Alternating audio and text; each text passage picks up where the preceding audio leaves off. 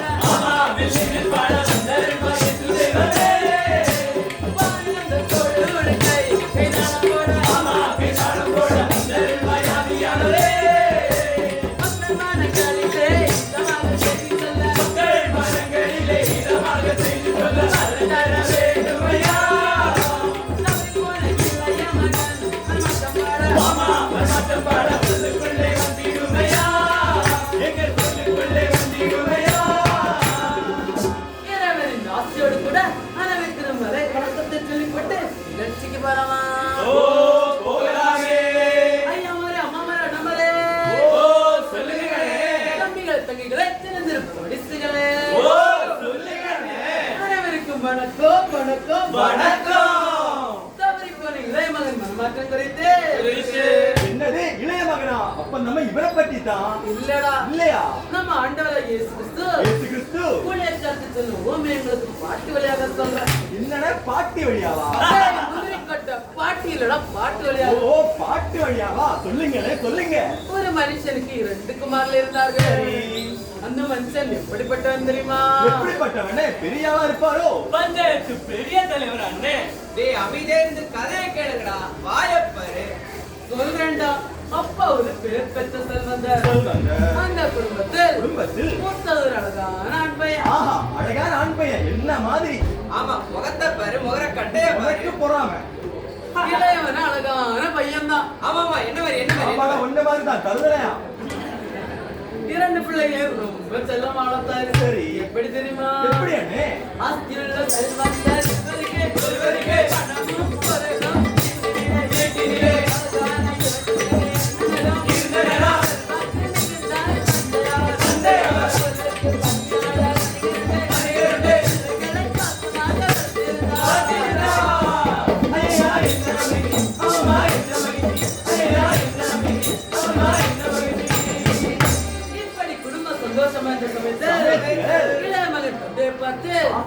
அப்பா நம்ம ஆஸ்தியில எனக்கு வர வேண்டிய பங்கு எனக்கு பிடிச்சுட்டாங்க.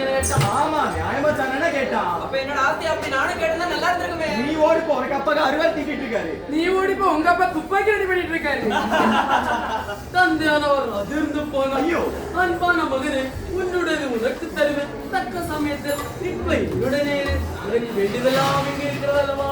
அப்ப இளைய மகன் தந்தை பேசி கேட்டு தந்தை கூடவே இருந்திருப்பான் இல்லனே? இல்ல, அவன் விடாப்பிடியா தன் ஆஸ்தியை பெற்றாங்களே குறியா இருந்தான். அப்படியா? என்னனே ஆச்சு? வேண்டாம் மகனே, அதியை பிரிக்க வேண்டாம்.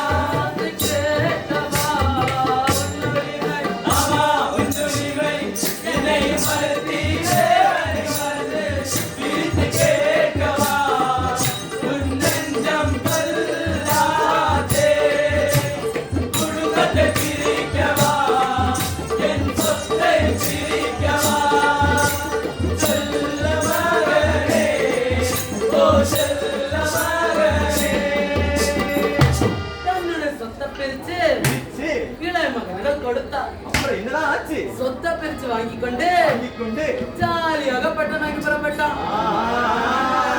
பழப்புளிக்க கையில் இருக்க நண்பர்கள் ஏராளம் வந்து சேர்ற குடித்து கும்மாளம் போட்டான். கும்மாளம் போட்டா அது வருதி நாம் இங்கே உல்லாசமாயிருப்போம். உல்லாசமாயிருப்போம். ஆடி பாடி கொண்டாடிய சந்தோஷமாயிருப்போம். சந்தோஷமாயிருப்போம். விதவிதமாய் உணவு ஜாலியாக இருப்போம். ஜாலியாக இருப்போம். தெருக்கே குப்புகளை கும்மாளம் போடுவோம். கும்மாளம் போடுவோம். கும்மாளம் போடுவோம். கும்மாளம் போடுவோம். இங்க இருக்கிறது பதிலா பேசாம அவங்க கூடயே போயிருக்கலாம் போல. ஆமா போடா போ. அவன் கிடக்குறான்டா, நீங்க கதையை சொல்லுங்க. அது சரி, காரியம் அப்படி இருக்க அப்படி இருக்கு. எல்லா குத்தும் அரங்கேறியது. அப்புறம் என்னடே ஆச்சு? சொல்றேன்டா, ஆஸ்தி குறைய குறைய நண்பர்கள் குறைய ஆரம்பித்தார்கள். சரி. நாள் போக போக ஆஸ்தி எல்லாம் தீர்ந்தது. ஐயோ. ஒரு நண்பர்கள் கூட கூட இல்லை. அட ஏமாத்திட்டாங்களா அண்ணன்? எல்லாம் அழித்து போட்டான். பசி என்னதென்று அறிந்து கொண்டான். அறிந்தும் கொண்டான். படுக்க இடமில்லை, உடுக்க உடை இல்லை, உண்ண உணவில்லை. ஐயோ பரிதாபம், காசு பணம் இல்லாமலே அங்கும் இங்கும் அலைகின்றேனே. வாழ வழி கூட இல்லாமலே பசியாய் இங்கு அலைகின்றேனே. வேலை கூட கிடைக்கவில்லை. எனக்கு இங்கு உதவ யாரும் இல்லை. எனக்கு இங்கு உதவ யாரும் இல்லை. பசியின் கொடுமையால் நடக்க கூட முடியல. நடக்க கூட முடியவில்லை. ஐஸ்வர்யவான் வீட்டு பிள்ளை தெருவில் கையேந்த நிலை வந்து விட்டது. ஐயோ பரிதாபம். ஒருவேளை உணவுக்காக வேலை தேடி அலைந்தான். சரி. இவனை பார்த்து ஊரஜமா உணவு கொடுத்தானே? உணவில்லடா, அவருடைய பந்திகளுக்கு உணவு கொடுக்க வேலையை கொடுத்தான். அப்படின்னா பந்திகளை மேய்க்கவா? ஆமா, பஞ்சுகளை வைக்க தொடங்கினான். அது மட்டுமல்ல, பசி தாங்க முடியாமல் பஞ்சி உணவாகிய உணவாகிய ஊட்டினால் தன் வயிற்று பாசையா இருந்தான். என்னது தவிடா? சே, சே. ஆமா, இந்த தவிடு கூட அவனுக்கு கொடுக்கப்பட இல்லை. கொடுக்கப்படவே இல்லை. வேறு வழி இல்லாமல் பன்றியின் சவுட்டை சாப்பிட முயன்றான். அப்படியா? அத பன்றியின் எஜமான் பார்த்து விட்டான். ஐசலக்கா மகாராசம் மாட்டிக்கிட்டான். அந்த எஜமான் அவனை பிடித்து திருடன் என்று பட்டம் சுட்டி வேலையில் நிறுத்தி விட்டான். பாவம். இப்ப நம்ம கதாநாயகன் மனதில் குத்தப்பட்டான். கஷ்டப்பட்டான். எங்கே போவேன், எங்கே போவேன், இரண்டு பட்டம் பெற்றே வாழவும் இன்பமில்லை. எங்கே போவேன், எங்கே போவேன்? நான் எங்கே போவேன், எங்கே போவேன்? எங்கே போவேன், எங்கே போவேன்? நான் எங்கே போவேன், எங்கே போவேன்? என்ன நிலைமையில் அவன் தகப்பனே தன் வீட்டை நினைச்சு பார்க்கிறான். பார்க்கிறான். என் சொந்த வீட்டில் அபியுடன் பணியாளர்கள் பணியாளர்கள் இருக்கின்றன. அபியுடன் உணவு உண்டு. சிறப்பாக அங்கே வாழ்கின்றனர். நானோ இங்கே கதியுடனே பட்டினியுமாய் வாழ்கின்றேன். பட்டினியுமாய் வாழ்கின்றேன். என் சொந்த வீட்டில் சென்றிருந்தால் எப்போது அங்கே வாழ்கின்றேன். செல்வோடு அங்கே வாழ்கின்றேன். தன் வீட்டு வேலைக்காரனுக்கு பூர்த்தியான உணவு வழங்கப்படுகிறது. எனக்கு இந்த நிலை என்று தன் நிலையை உணர்ந்தான். ஏங்கினான். ஏங்கினான். தகப்பனை நினைத்தான். தன் வீட்டை உணர்ந்தான். தான் எழுந்த தகப்பனிடத்துக்கு எழுந்து போவேன் என்று எண்ணிக்கொண்டே எண்ணிக்கொண்டு தன் வீட்டிற்கு புறப்பட்டான். அட அப்படியா காரியம்? அவனை வீட்டுல ஏத்துக்கிட்டாங்களா? நானா இருந்தா கண்டிப்பா வீட்டை விட்டே துரத்தி இருப்பேன். ஆனா ஆனா அவரு நல்ல தகப்பனா. என்னடே செய்தாரு? வெகு நாளான பின்பு தன் மகனுக்காக ஏங்கி ஏங்கி வழிமேல் விழி வைத்து காத்துக் கொண்டிருந்தார். அப்படியா? நல்ல ஒரு தகப்பன். ஒரு நாள் அதோ அந்த தூரத்தில் ஒரு நாள் போல ஒரு தோற்றம். அப்படியா? என்னடே அது? தன் மகன் தான் என்று நினைச்சு பாருங்க. பார்த்தா ஆமா, அவன் தான் என்று அவனை கட்டி அணைத்து தலை கொண்டான். தழுவிக்கொண்டா. அப்படி அவனை முத்தமிட்டான். ஐயோ அம்மா. உடனே மகன் தகப்பனை பார்த்து, பார்த்து தகப்பனே, பரத்துக்கு விரோதமாகவும் உமக்கு முன்பாக நான் பாவம் செய்தேன். இனி உடைய குமாரன் என்று சொல்லப்படுவதற்கு நான் பார்க்கிறேன். உடைய வேலைக்கால் ஒருவனாய் என்னை வைத்துக் கொள்ளும் என்று கிடைச்சினான். தந்தை என்னடே செய்தாரு? அப்பா மிகவும் சந்தோஷப்பட்டாரு. சந்தோஷப்பட்டாராம். மகனின் மனசுடைஞ்சு போச்சு. ஐயோ. இப்படி மனசுடைஞ்சு போன மகனின் அந்த அப்பாவின் பாசத்தை நாட்டுப்புற இசையில் பாடிய பாடல்கள் ஞாபகத்தில் வருது. அப்படியா? என்ன பாட்டுல அது? ஒரு வாட்டி பாடுங்களேன். அப்பா நன்மைக்கு ஈடாகுமா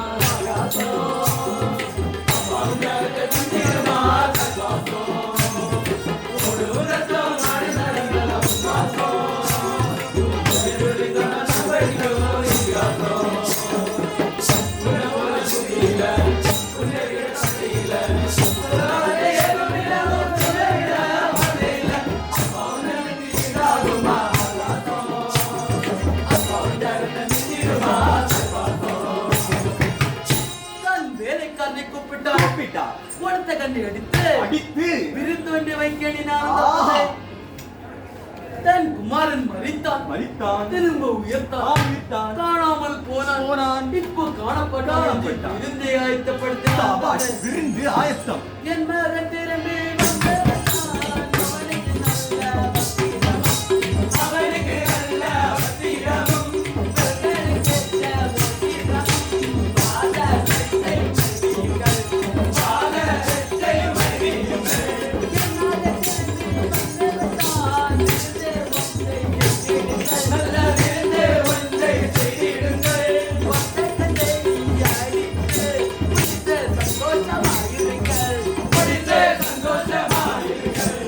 காணாமல் போனால் காணப்பட்டான். மறித்தவன் மீண்டும் உயிர்த்திட்டானே.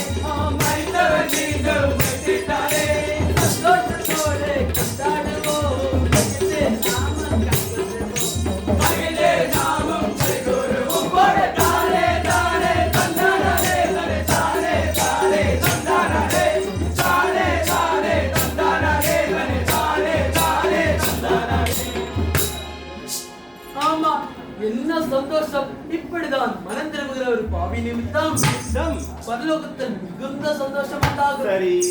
இந்த சூழ்நிலையில் நாம் இறை அன்பை விட்டு வழி தப்பி போனோம்னா மனம் திரும்பி திரும்பி இறை அன்புக்குள்ளாக வந்தால் நம் ஆண்டவர் மிகவும் சந்தோஷப்படுவார். ஆமண்ணே, நமது ஆண்டவர் நிச்சயமாகவே சந்தோஷப்படுவார். நம்ம எல்லாரும் மனமாற்றம் அடைந்து ஆண்டவரை சந்தோஷப்படுத்துவோமா?